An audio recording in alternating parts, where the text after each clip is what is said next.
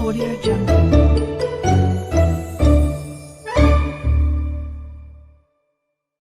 एक छोटे से शहर में रितु नाम की लड़की अपनी माँ के साथ रहती थी। रितु की माँ की आंख की रोशनी कम थी, जिसकी वजह से रितु की माँ को दिखाई नहीं देता था। इसीलिए रितु को ही अपना और अपनी माँ का पेट भरने के लिए लोगों के घरों में जाकर झाड़ू पोछे का काम करना पड़ता था। रितु कैसे भी करके अपनी माँ की आंखों की रोशनी वापस लाना चाहती थी। एक दिन की बात है, रितु अपनी माँ को लेकर आंखों के डॉक्टर के पास जाती है। डॉक्टर साहब, मेरी माँ की आंखों की रोशनी चली गई है, आप मेरी माँ का इलाज करिए ना, जिससे मेरी माँ को फिर से दिखाई देने लगे। देखो, तुम्हारी माँ की आंखों की रोशनी आ सकती है, उसके लिए आपकी माँ का ऑपरेशन करना पड़ेगा। आपकी माँ की आंखों के इलाज के लिए कम से कम 1 लाख का खर्चा आएगा। ठीक है डॉक्टर साहब, मैं अपनी माँ की आंखों की रोशनी लाने के लिए 1 लाख रुपए का इंतजाम करूंगी। रितु, तू इतने पैसे कहाँ से लाएगी? कहाँ तो हम पेट भर खाना नहीं खा पाते। माँ, तू चिंता मत कर, मैं पैसे का इंतजाम कर लूंगी। फिर रितु अस्पताल से अपनी माँ को लेकर घर आ जाती है। माँ, तू आराम कर, मैं अभी आती हूँ। तू कहाँ जा रही है? माँ, बस मैं अभी आई। रितु और घरों में काम ढूंढने जाती है, जिससे उसकी माँ की आंखों का इलाज हो सके। फिर वो एक घर में पहुँचती है। मेम साहब, क्या आपके घर में मुझे काम मिल सकता है? वो मेम साहब रितु को ऊपर से नीचे तक देखती है। नहीं, यहाँ कोई काम नहीं है, जाओ यहाँ से। पता नहीं लोग भी कैसे हैं जो अपनी जवान लड़की को घरों में काम करने भेज देते हैं, फिर काम करते करते अमीर लड़कों को फंसा लेती हैं, फिर उनसे जबरदस्ती शादी करने के लिए कहती हैं। मेम साहब, आप पढ़े लिखे होकर कैसी बातें करते हो? आप भी तो एक औरत हो। किसी लड़की की मजबूरी होती है तभी वो घरों में जाकर काम करती है। देखो तो कैसे जबान लड़ाती है, निकल यहाँ से। रितु दुखी मन से वहाँ से अपने घर वापस आ जाती है। रितु, तू क्यों परेशान हो रही है? हम गरीब लोग हैं, इस दुनिया में गरीबों को समझने वाला कोई नहीं। पर माँ, बिना देखे कोई किसी पर इतना घटिया इल्जाम कैसे लगा सकता है? ये दुनिया है मेरी बच्ची। रितु रोते रोते सो जाती है। फिर अगली सुबह रितु सुबह जल्दी उठकर अपने घर का काम करके काम पर जाने की तैयारी करने लगती है। माँ, मैं काम के लिए जा रही हूँ, तू अपना ध्यान रखना, और मैंने तुम्हारे लिए खाना बनाकर रख दिया है। फिर रितु अपने काम के लिए निकल जाती है। रितु मेम साहब के यहाँ पहुँचकर, आज तो मैं बहुत लेट हो गई, मेम साहब मुझे छोड़ेगी नहीं। रितु, ये कोई टाइम है आने का? तुम्हें पता है आज तुम कितनी देर से आई हो? वो मेम साहब, आगे से नहीं होगा। ये तुम्हारा रोज का नाटक है, हर रोज कोई ना कोई नया बहाना लेकर आती हो। कल से तुम्हें काम पर आने की कोई जरूरत नहीं। मेम साहब, मुझे काम से मत निकालिए, मैं आगे से समय पर काम पर आ जाऊंगी। ये लो तुम्हारा हिसाब, और कल से काम पर आने की जरूरत नहीं। फिर रितु उदास मन से दूसरी जगह काम ढूंढने के लिए निकल जाती है।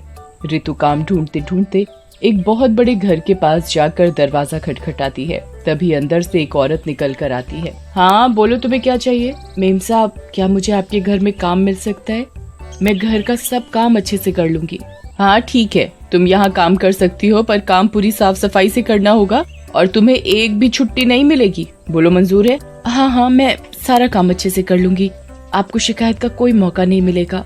ठीक है, कल से तुम समय से आ जाना। रितु मन ही मन बड़ी खुश थी कि उसे एक और घर में काम मिल गया। अब मैं माँ की आंखों का ऑपरेशन जल्दी ही करा सकूंगी। रितु हंसी खुशी जल्दी जल्दी घर जाती है और घर पहुँचकर, माँ पता है, मुझे एक और घर में काम मिल गया, अब आपकी आंखों का ऑपरेशन जल्दी ही हो जाएगा। मैं भी कैसी अभागन माँ हूँ जो तुझे काम करना पड़ रहा है। ये उम्र तो तेरी शादी की है। माँ, तू फिर शुरू हो गई। मैं तुझे छोड़कर कहीं नहीं जाऊंगी, मैं मेरी माँ के पास हमेशा रहूंगी। माँ, खाने का समय हो गया है, मैं तेरे लिए अभी खाना बना कर लाती हूँ, तुझे भूख लगी होगी ना?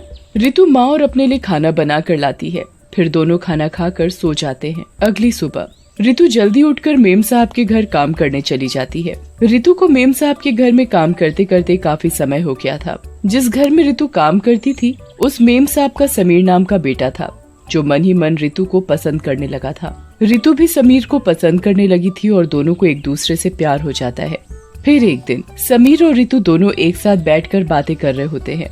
रितु, तुम मुझे साहब मत बोला करो, मुझे बिल्कुल भी अच्छा नहीं लगता। जब तुम मुझे साहब कहती हो, तुम मुझे समीर कह सकती हो। नहीं साहब, अगर मेम साहब ने मुझे आपका नाम लेते हुए देख लिया ना, तो वो बड़ी गुस्सा होंगी। फिर समीर बातों ही बातों में रितु को अपने प्यार का इजहार कर देता है। रितु, मैं तुमसे प्यार करता हूँ और शादी करना चाहता हूँ।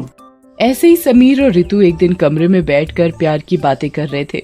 तभी समीर की माँ उन दोनों की बातें सुन लेती है। ये ऋतु एक काम वाली होकर मेरे बेटे से शादी के सपने देख रही है, मैं ऐसा हरगिज नहीं होने दूंगी। तभी समीर की माँ अपने भाई को फोन करके घर बुलाती है। भैया, ये ऋतु मेरे घर की बहू बनने का सपना देख रही है, इसने समीर को अपने प्यार के जाल में फंसा लिया है। बहना, तू चिंता मत कर, हम कल ही इसका काम तमाम कर देंगे। और अगले दिन समीर की माँ समीर को बहाने से उसे 2-4 दिन के लिए किसी काम से बाहर भेज देती है। ऋतु हमेशा की तरह आकर अपने काम में लग जाती है। उधर समीर की माँ और उसका मामा रसोई में गैस चालू कर देते हैं। जैसे ही ऋतु रसोई में जाकर गैस चालू करती है, गैस चालू होते ही सिलेंडर फट जाता है। अरे कोई बचाओ, मुझे कोई बचाओ, मैं जल रही हूँ। दूर खड़े समीर की माँ और मामा ऋतु को जलता देख रहे थे। मेम साहब बचाओ मुझे, मैं जल रही हूँ। तो जलती रह, तेरी यही सजा है। ऋतु मालकिन की बात सुनकर हैरान हो जाती है। मुझे ये तो बताओ मालकिन, आखिर मेरी गलती क्या है? तुम लोगों ने मेरे साथ ऐसा क्यों किया? तेरी ये गलती है कि तू एक काम वाली होकर मेरे बेटे से प्यार करती है और उससे शादी के सपने देख रही है। मैं ऐसा हरगिज नहीं होने दूंगी। मैं तुम्हें नहीं छोड़ूंगी। अपनी मौत का बदला मैं जरूर लूंगी। ऋतु चीखती चिल्लाती रहती है, पर समीर की माँ और उसके मामा को ऋतु पर जरा भी दया नहीं आती और कुछ देर बाद ऋतु की मौत हो जाती है और वो मरने के साथ ही एक भयानक चुड़ैल बन जाती है। तुम लोगों ने मुझे जलाकर मार डाला, अब तुम देखना मैं तुम्हें कैसे मारूंगी। मेरी बेचारी माँ, मैं ही उसका सहारा थी। इन जालिम लोगों ने मेरी माँ से उसका सहारा छीन लिया। मैं इन लोगों को नहीं छोड़ूंगी। उधर ऋतु की माँ ऋतु का इंतजार कर रही थी। इतनी रात हो गई, ऋतु अभी तक नहीं आई, ऐसा तो उसने कभी नहीं किया। तभी ऋतु की आत्मा माँ के सामने आती है। ऋतु, तू आ गई? आज तूने आने में बड़ी देर कर दी। चुड़ैल माँ की बात सुनकर रोने लगती है। हाँ माँ, आज काम कुछ ज्यादा था, इसी वजह से आने में देर हो गई। ऋतु की माँ को ये नहीं पता था कि ऋतु एक चुड़ैल बन चुकी है। फिर चुड़ैल अपनी माँ को खाना खिलाकर समीर के घर पहुँच जाती है। कैसे चैन की नींद सो रहे हैं, इन्हें तो मैं मजा चखाऊंगी। चुड़ैल समीर की माँ और उसके मामा के पलंग के नीचे आग लगा देती है और जैसे ही आग धीरे धीरे पलंग में लगती है, ये इतनी गर्मी कैसे हो रही है? तभी समीर का मामा भी नींद में अपनी बहन से कहता है। अरे बहना, ये इतनी गर्मी कैसे हो गई? ऐसा लग रहा है जैसे कोई मुझे तंदूर में भून रहा हो। जैसे ही उन दोनों की नींद खुलती है, आग, यहाँ आग कैसे लग गई? अरे कोई है, बचाओ, कोई मुझे बचाओ। अरे बहना, मुझे बचा, नहीं तो मैं मुर्गे की तरह भून जाऊंगा। तभी चुड़ैल समीर की माँ और उसके मामा के सामने आती है। अपने आप को जलते हुए देखकर कैसा लग रहा है? मुझे मत जलाओ, मुझे मत जलाओ।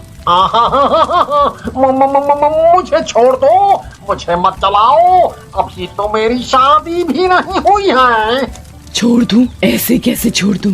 क्या तुम लोगों ने मुझ पर दया की थी? मेरा कसूर ही क्या था? मैंने तुम्हारे बेटे से प्यार ही तो किया था, जो तुमने मुझे जलाकर मार डाला। बताओ मुझे। तुम मेरे बेटे से शादी करना चाहती थी और ये बात मुझे हरगिज बर्दाश्त नहीं थी कि कोई काम वाली मेरी बहू बने, इसलिए तुम लोगों ने मुझे मार डाला। अरे तुम लोग एक बार मुझसे कह तो देते, मैं खुद समीर की जिंदगी से दूर चली जाती। तभी समीर भी वहाँ आ जाता है और वो सारी बात समझ जाता है। समीर बेटा, हमें बचाओ, ये चुड़ैल हमें मार डालेगी। ऋतु, छोड़ दो इन्हें मत मारो, इनके किए की सजा इन्हें कानून देगा। समीर बेटा, हमें बचाओ, ये चुड़ैल हमें मार डालेगी। नहीं, मैं भी इन्हें जलाकर मार डालूंगी जैसे इन्होंने मुझे जलाया। मुझे मेरी माँ से दूर किया, मुझे तुमसे दूर किया। ऋतु, छोड़ दो इन्हें, अगर तुम मुझसे प्यार करती हो तो इन्हें छोड़ दो। चुड़ैल इतना सुनते ही कमरे में लगी आग बुझा देती है और समीर के गले लगकर रोने लगती है। मैं मेरी माँ का सहारा थी, मैं अपनी माँ की आंखों का ऑपरेशन कराना चाहती थी, सब खत्म हो गया, अब मेरी माँ कभी नहीं देख पाएगी। मैं कराऊंगा तुम्हारी माँ का ऑपरेशन, मैं तुम्हारी माँ का ध्यान रखूंगा। ये सुनकर चुड़ैल को तसल्ली हो जाती है। अब मेरी चिंता खत्म हुई। समीर, अब मुझे जाना होगा। इतना कहते ही चुड़ैल वहाँ से चली जाती है।